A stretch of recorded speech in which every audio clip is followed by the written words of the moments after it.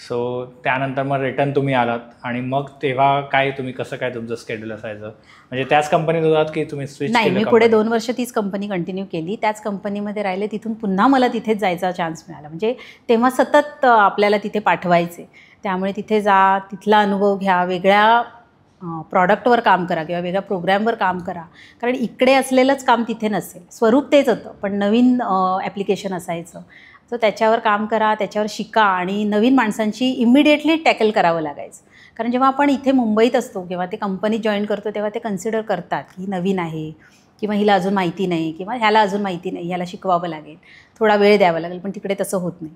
तिकडे तुमचा जेटलॅग असो नाही तर काहीही असो, ज्या दिवशी तुम्ही जाताय दुसऱ्या दिवशी तुम्हाला ऑफिसमध्ये जायचं आहे, तिथे नवीन शिक्षण घ्यायचं आहे आणि कंपनी किंवा ते ॲप्लिकेशन जितक्या लवकर तुम्ही शिकून घ्याल तेवढा तुम्हाला स्कोप मिळतो किंवा तेवढं तुमचं लक्षात ठेवलं जातं तिथे.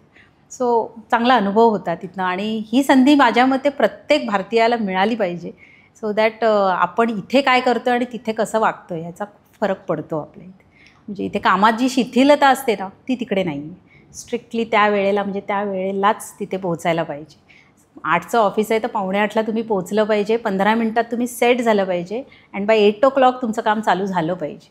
आपल्याकडे इकडे खूप वेगळं आहे, त्यामुळे खूप आपण टेकन फॉर ग्रँटेड घेतो, जे लाईफमध्ये चालत नाही बाहेरगावी गेल्यानंतर. बाहेर इंडियन्सला कसं बघितलं जातं, म्हणजे रेसिझम होतं की नाही होत आणि ओव्हरऑल म्हणजे कसं बघितलं जातं आपल्या इंडियन्सकडे बाहेर?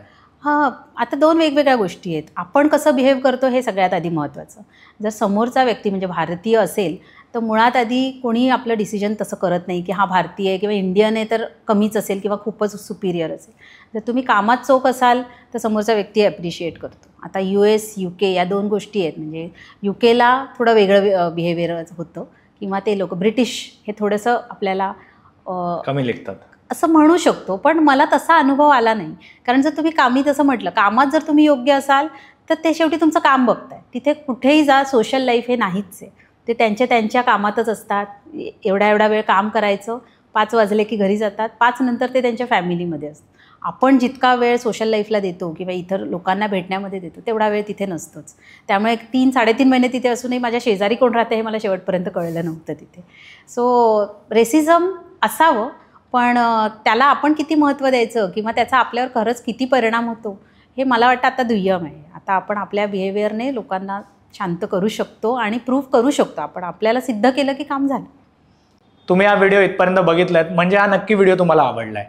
ह्याचा पूर्ण व्हिडिओ, पूर्ण पॉडकास्ट आपल्या मेन यूट्यूब चॅनलवर आहे, ज्याचं नाव आहे वन टेक विथ अनिकेत. हे चॅनल तुम्ही नक्की फॉलो करा आणि इंस्टाग्रामवर आम्ही बऱ्याच रील्स ह्या व्हिडिओच्या अपलोड केलेल्या आहेत, त्या पण तुम्ही सगळ्या बघा आणि वन टेक विथ अनिकेत हे इंस्टाग्राम चॅनल पण फॉलो करा.